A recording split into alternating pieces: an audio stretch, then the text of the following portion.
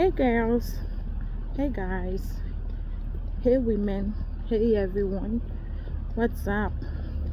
What are you doing? I am walking to my car after a nice class in business. Just left the Cameroon School of Business. I'm walking on campus. Light is everything. And I want to talk to you about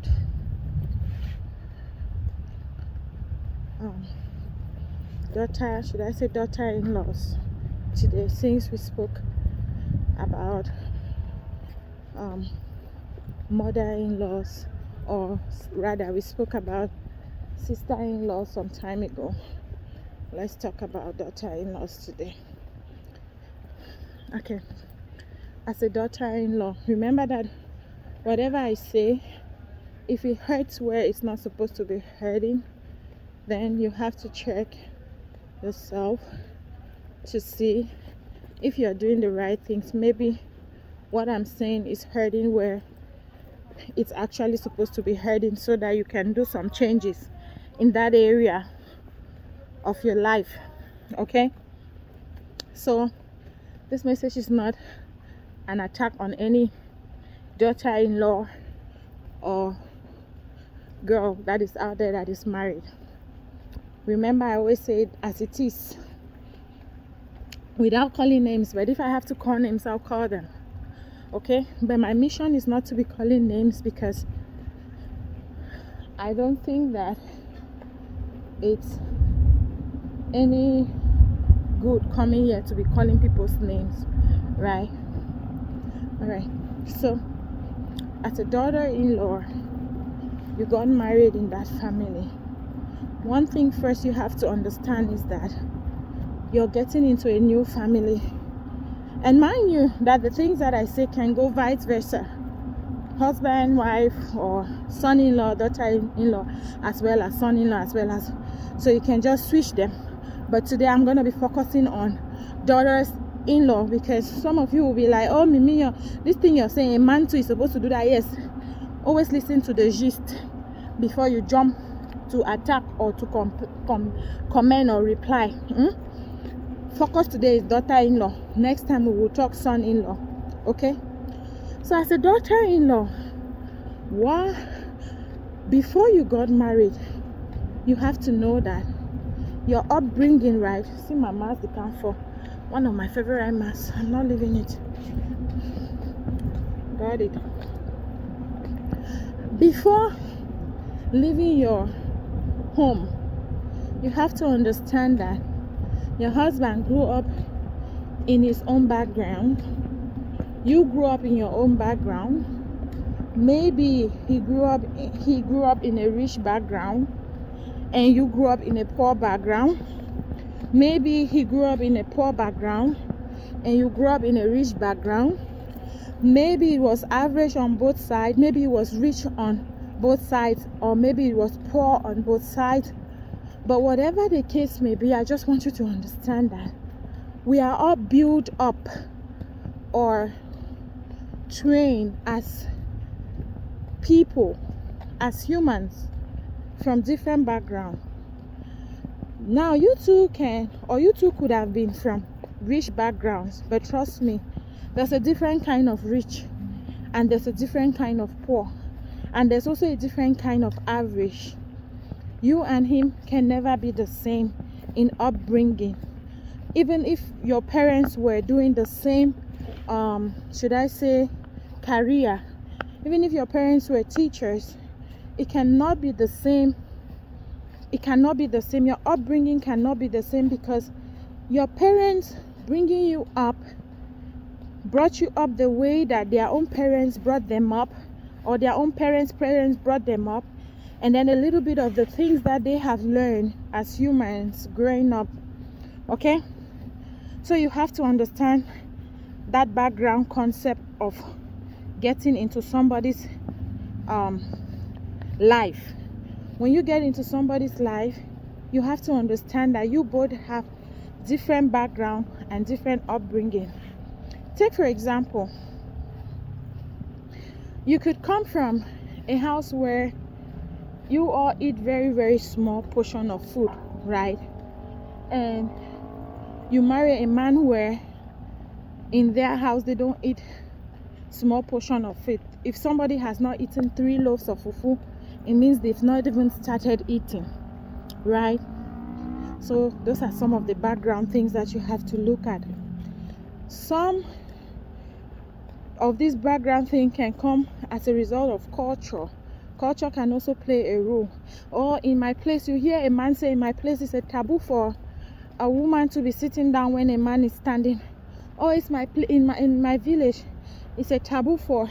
So you want to understand all of these things as a young girl. Tag all the young girls that are about to get married. All of you watching it, I don't know why you're watching without hitting the like button or commenting. What is going on with you when you watch this video? Hit the like button, share it, teach some other person. Teach some other person what I am saying. Don't enjoy it for yourself. I'm now in a shade place where it's really dark. Like, this is how you begin to see that light is everything, because otherwise, see, yeah, this camera has no filter. I just use the natural sunlight. See, when I turn to the dark places, anyways, who cares whether dark or not dark? We are here for the wisdom, the knowledge, right? So I just want to say to you listening right now that you have control over what you do as a daughter-in-law. First thing first, you have to understand your background. You have to understand your husband's background. I have talked and counseled a lot of women who have said that, oh, my husband grew up from a background where they only ate once a day, and because of that he wants us to eat once a day.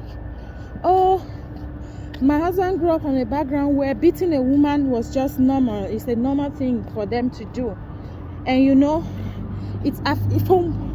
for some reason our background has an impact or affects us either positively or negatively, right? Even you see people who have PhD in their pockets, but you still see that some aspects in their background has held them captive. You'll be wondering, like, this person has a PhD, but how come they speak so? In fact, how come they disrespect? How come they do this or they do that, right?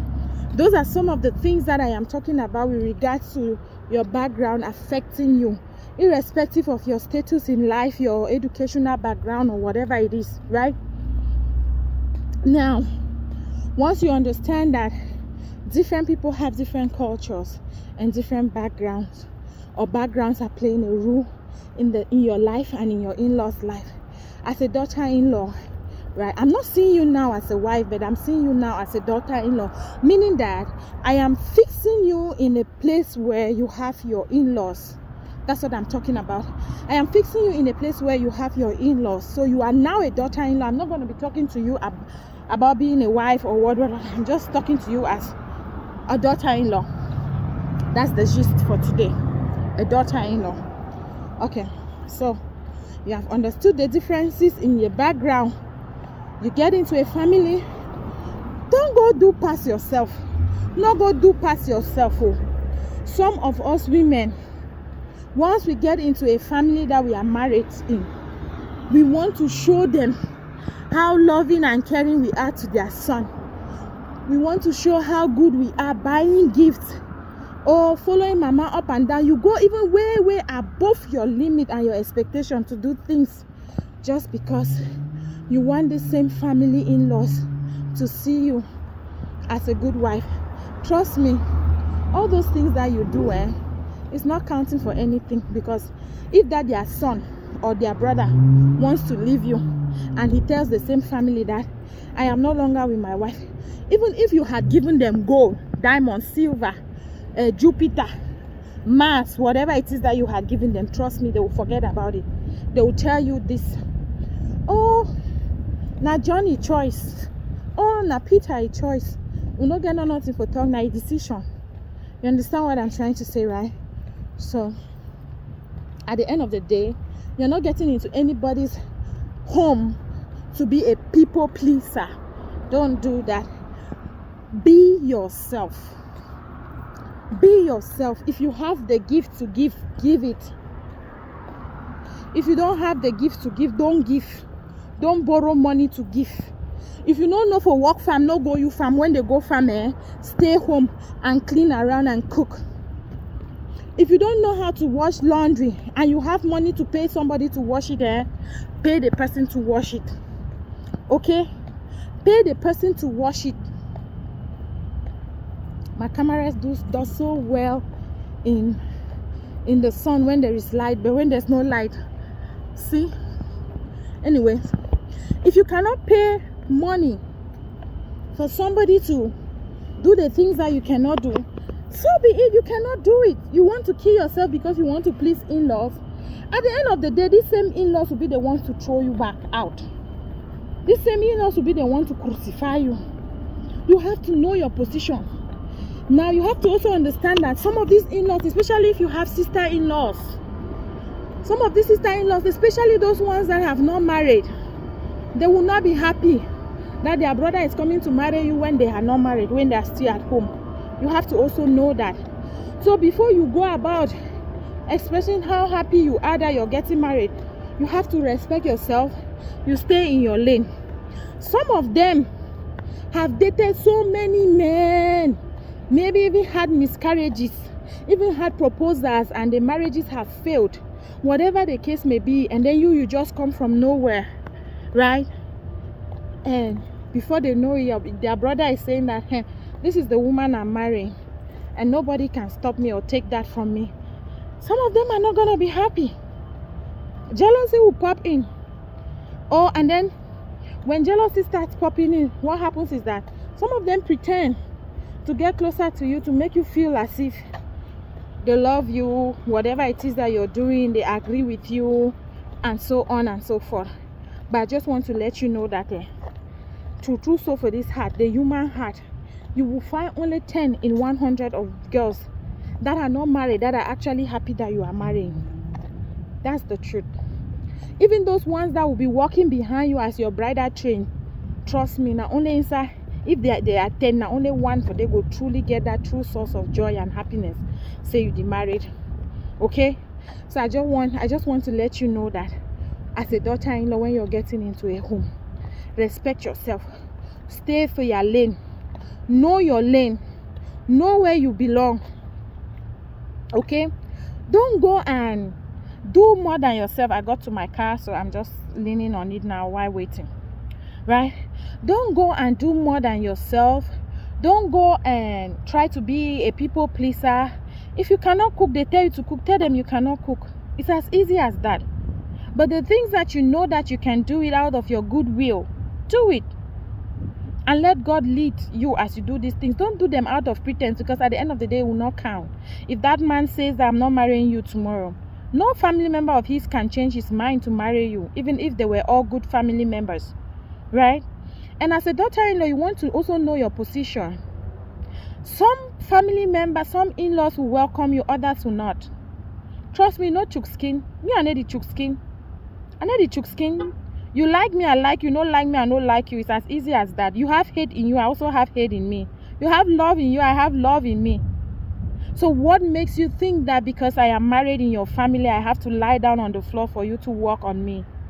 What makes me as a daughter-in-law to think that because I am married in your family, you have to lie down on the floor for me to work on you? No. Respect is reciprocal.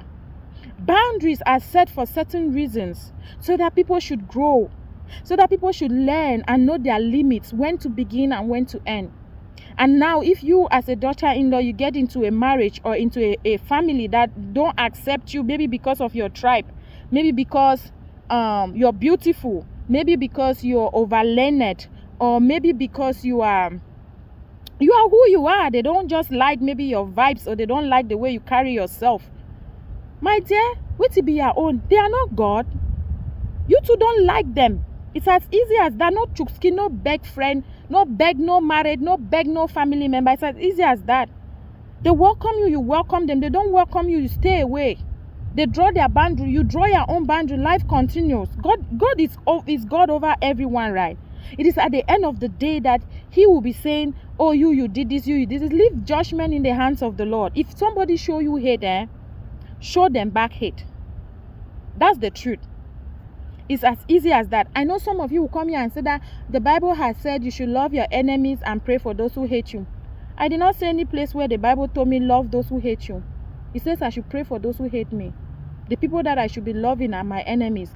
And what that statement means, love your enemies, is not the kind of love that some of you preachers have misunderstood, and you go about deceiving people, and so many people have died with their enemies and ended up dead in their graves just because of the stupid advice that some of you have given with regards to this love your enemies. Love your enemies does not mean that you have to love your enemies to the point of eating with them again.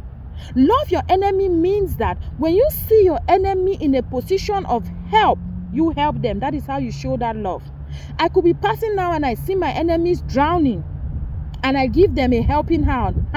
That is me loving my enemies, and that is what that Bible portion means. So some of you that are carrying Bible portions and switching them to suit your own individual gains, stop it, because this love your enemy like this. Some people have said keep your enemies closer and your friends whatever. Keep your enemies closer. Who goes to eat with the lions? Who goes to eat with the lions? At the end of the day, you'll be devoured. They will eat you up. You draw the line, you set the pace. Let the animals be in their fence where they're supposed to be. You be where you're supposed to be. You don't go and dine with the enemy because you want to show that you love your enemies. You're only digging your grave. That's the truth. That is not what that Bible portion means. That Bible portion means that when you see your enemy in a position where they need help, you need to give them that help. When you see your enemy in a position where they are in need of something that you have, you give it to them. Now pray for those who hate you. You're praying for those who hate you to start understanding the concept of love, so that someday, because hate sometimes turns into enmity, right? So that someday when you go out and you are in that position of drowning, because that person that is hating you is seeing you as their enemy, and when you go in that position of drowning and they pass and they see you, they should show that love that the Bible has asked them to show by giving you a helping hand. If I'm flying over a desert and I see my enemy there, no water, and I have a bottle of water, I'll drop it down for you to drink. If I pass and a snake has stung my enemy on the heel or whatever, and I have the means of absorbing that or sucking out that poison or doing something to help that my enemy not to die, that is love. That is the love that the Bible is talking about. Me, I will never down with my enemy. But as far as hate is concerned, if you show me hate, I show you hate. It's as easy as that. I will pray for you, but you want to show that you hate me. Me too, I hate you now. We both have the same things. God gave you the same things that He has given me. He gave you love. He gave you hate, right? You have the opportunity to choose which one you want to follow. He has given us the chance to choose, to choose, the ability to choose, to make a choice over certain things in life. It is the same thing that I keep telling women, that this decision of a man or of you choosing to divorce your husband or not came from God, because God is that person that He has said that what He has joined, let no man put asunder. Meaning that there are some things that God has joined, there are some things that God has not joined, and it will be put asunder. And there are also some things that He has joined that people too can try to put asunder. Right? It goes both ways. Now, that decision of me or that woman making the choice to stay in a cheating marriage, adulterous marriage, or that man choosing to stay in an adulterous marriage, God gave us that choice, and He expects that we will make the right choice. That is why that choice cannot be made by Him. He did not say, oh, if your husband cheats on you, leave them. He said, if your husband cheats on you, choose to leave them or choose to stay in the relationship, right? So at the end of the day, the choice you make or the choices you make determines the outcome. Some of us have made bad choices. They have cheated, and we have accepted we have accepted, and then they have continuously do it, and then we are praying and saying, change this cheating man, when he had already done it, and God has given you the choice to make a decision to leave. Oh, Sunday na Sunday. And then at the end of the day, you end up with him, with that same man, when things are so bad for him that he can no longer take care of himself. You become now a home aid nurse to your own husband, when he has used that penis as a community penis in the street everywhere. And then now sicknesses has come, or whatever it is that has come now, you are now stuck with him, because guess what? The first time that he did it, you made the wrong choice by choosing to stay and say that, oh, I love my husband, I pray, I believe God can change people. How stupid can you be? He did it the first time, the second time, the third time, you are still there treating venereal diseases, treating STDs and STIs and what not. You are treating things. And you have forgotten that God has given you the ability to choose, and he expects us to make the right choice. And then you sit there and you say, God is not answering my prayers. He had already answered your prayer a long time ago. You choose your own that you choose. And you sat there. You know? So I'm just telling some of you daughter-in-laws in here, because some of you will come and tell me that, oh, it's not good to hate. I'm not seeing any place in the Bible that says that I should love those who hate me. I've seen that I should pray for those who hate me. And I consider those who hate me to be not my enemies. My enemies are different. Those ones that have told me openly that we are enemies. I will show you love. When you tell me that we are enemies, I will accept and say, yes, we are enemies. Then when we meet, I will show you that love. If you're drowning, I'll save you. That is how I show you that love. I will not walk past and let you die. Does not mean that I'm a fool. Don't let people take you for a fool, or these archaic people in misinterpreting the Bible to suit their own comfort, or to suit the lifestyle they live. The only time that a man knows how to quote Bible is Proverbs 31 or woman. Proverbs 30:31 woman. That's the only time that a man knows how to quote Bible. But you forget to know that there was a man in the Bible called Boaz, who took in the Naomi's and stayed and lived with her, and in fact did a whole lot of things that men, if you want to copy an example of a man, you have to copy that one, because he provided for that woman. Irrespective of the fact that he knew her or not, he took care of her. You know, so let us stop quoting the Bible to suit us when we need it to suit us. Let us be true to who we are. Let us be true to who we are. You go and marry in a family as a daughter-in-law. They tell you that this pot has always been here. Nobody should remove it. You want to show that you are that daughter-in-law that will come and remove that pot. Leave the pot there. Tell God that I don't know what these people are talking about, and I will not be a part of it. I respect myself enough to let my husband's family, or I respect myself, you will tell yourself, I respect myself enough to understand that even in my family, there are things that I wouldn't want my brother's wife to come and change or do. You stay in your lane, let them stay in their lane. It's as easy as that. They call you, you call them. They don't call you, you stay in your lane. Life continues. There is nothing to beat about the bush or drowning and dying. Oh, my in-laws are not calling me. My in-laws have gone on. My in-laws have gone down. I know for see place of Bible where God tell me, say, my in-laws are my priority. God tell me, say, it's only me and my husband. That's what he said. He said, you should leave your family. Leave your family. Because he knows what your family can do to your marriage. He knows what a mother and a father and a brother and a sister can do to your marriage. That is why he's asking you to leave them. Leave them. I'm not talking about abandoning. Some of you will get it all wrong. Do not abandon your old parents or sisters who need help, or brothers who need help. If they need help financially, give it to them. Whatever way that you can help your family, because the same Bible tells us to help our parents and our siblings or people whom we can help. It's still the Bible tells us to help. So you have to use wisdom on these principles and concepts in the Bible, and not to go against it and say that, oh, Mimi said that leave your family. So Mimi is saying that I should not take care of my family. Take care of them, but leave them. Most happy marriages on earth, you will see the man and the woman have decided to stay focused on themselves as their own family and raise their own family. As soon as they start letting in other people from outside, into their small marriage, that is when you start seeing it crumbling. The first time that mommy comes to visit, mommy is already complaining of how many Maggies you're using, how many you have gone up, you have come down. He is coming back from work. He is not mommy is not letting him to relax and enjoy his house. The first thing you're reporting, oh, your wife did this, oh, your wife did this, your wife went up, your wife came down, you don't even think as a mother that you are stressing out your son from a hard day of work. You have to relax and let him relax. Why is it that all the things that you get to speak to your son are only evil things concerning his wife? You will not tell him that, oh, you were at work like this, your wife did this to me. Your wife, you are looking but only for those things that she did not do, or the things that she did that she did not do well, to complain and stress out your son. At the end of the day, he has high blood pressure. Because guess what? Now this is where a smart daughter-in-law comes in. A smart daughter-in-law, knowing that mommy has been giving her trouble and husband has just come back from work. Keep your mouth shut.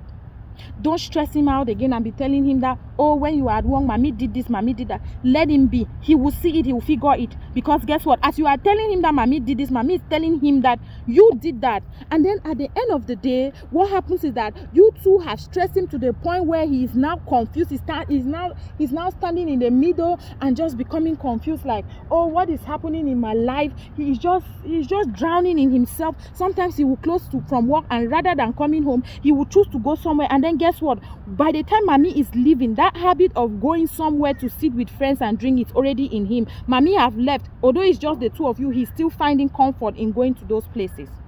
So as a daughter-in-law, you want to know yourselves first. Know yourself. Know what you are capable of. That sister-in-law that does not accept you, don't accept them.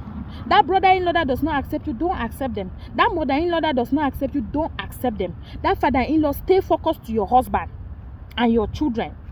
Stay focused to those people that bring out the best in you. Why you carry stress, they go up and down? My in-laws say my in-laws will kill me. My in-laws, draw the line and cut them off. Cut them off for your peace. There's no where I will see that you will go and die, that your in-laws you die because your in-laws have gone up, your in-laws have gone down. Their in-laws, they are doing their own thing that they are doing. The problem, your focus should be on your husband and your children. So as a daughter-in-law, make sure that you understand your husband's background. Look at his family. Say, this family, oh, this is what they do in this family. Okay. Not just go jump inside family, the show say, now you sabi pass. Now you fit buy gifts for people pass all man. Now you fit talk better thing pass all man. Some families say they don't like when you come in and you begin to give them ideas. You tell them, oh, I think that if we contribute money in the next 2 years, 5 years. I know a story of a girl. I know of a family where a girl gave an advice to that family, right? And this advice was a very good advice. Had it been they had listened to her when she had given them that advice, right? That family would have been in a better position, in a better place right now. You know, she gave them an advice, and that advice was, hey, I noticed that you guys don't have a family house.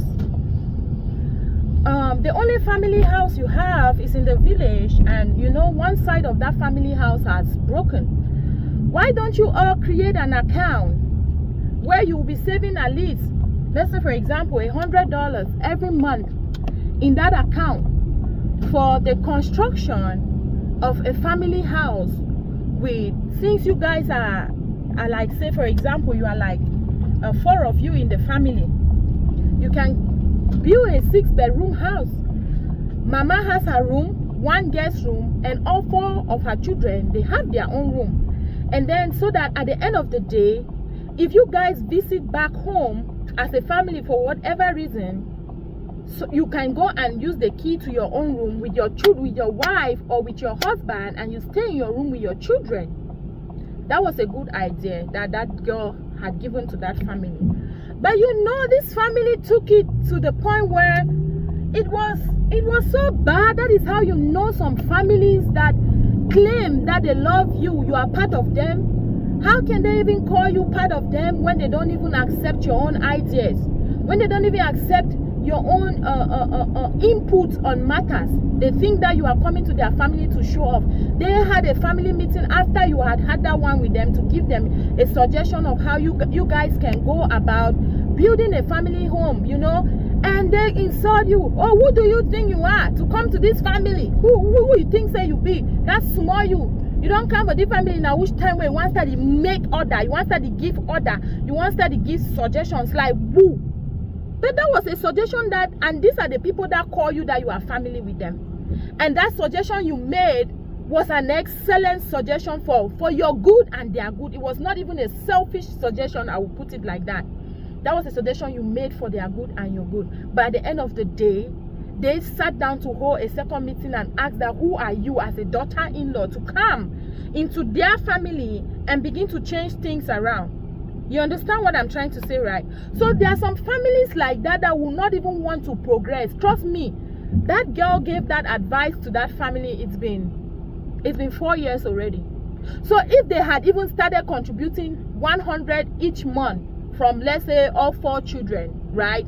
If they had started contributing 100 each month from that 4 children, guess what would have happened? What would have happened? Like, now would have been a good time to gather all that money. 100 times 12 a month, that's $1,200 from one child times 4. How many children? The 4 children, how many would they have at the end of the month? 4,800. That's how much they have got. $4,800. That's 2.2 million CFA francs that they will have at the end of the month. So for 1 year, at the end of the year, for 1 year. So at the end of 4 years, they were going to have a whole lot to buy a small piece of land. So maybe next year they would have started building. But guess what? Pride, jealousy, anger, those kind of family members who claim by mouth that they love you, that you are their part of their family, but they are so wicked, they are so jealous, they are so envious, they are in a shallow place that they don't want any other person to come out. Who is the loser? Who lost at the end of the day? You lose. They who did not accept her advice, now them lost, because this girl did not lose anything. She did not lose anything. You are the ones who lose something, you know. So at the end of the day, I just want you to know that in a situation like this, as a daughter-in-law who has given out advice and nobody is taking your advice in that family, nobody wants to listen to you, or this or that, my dear, we have made life so hard for ourselves. You are married to that man, you are not married to his mother, you are not married to his sister, you are not married to his cousins, you are not married to any of them. If that marriage ends tomorrow, it ends between you and that man. That family cannot do anything to fix that marriage for you. That is one thing you have to know. All man go wash his hand for water, come out. Say, I don't know me. When John don't make a decision, this John is like this. Whenever he makes a decision, nobody can change his mind. Oh, John has gone up, John has come down. Nobody will stand to fight with you. So why are you holding on to things that it is God that is supposed to be holding on to in the name of having in-laws? I know a girl that was doing all kinds of things to mama before she ever even became wife. As I'm speaking to you now, they have divorced. Yes, not be one person where I know in that situation. That family did not even step up to tell their son that calm down, you know. Even if they told their son calm down, somehow they played a rule even behind without even you knowing. They'll pretend to say, oh, now your woman, you go do her manage it like that. But they are the ones that have spoiled and put it in your head, in his head, that you are a bad person. So that when they manipulate in-laws, those who get married and their marriages fail in a certain way, if you look at it, you will see the role that in-laws play in it. You will be shocked. In-laws, I have always said it, in-laws can either break or fix your home. They can either break or fix your home. I know in-laws that have stood with their brothers and said, this is our wife. So if you like, you bring 50 women, we know that this one to be our wife.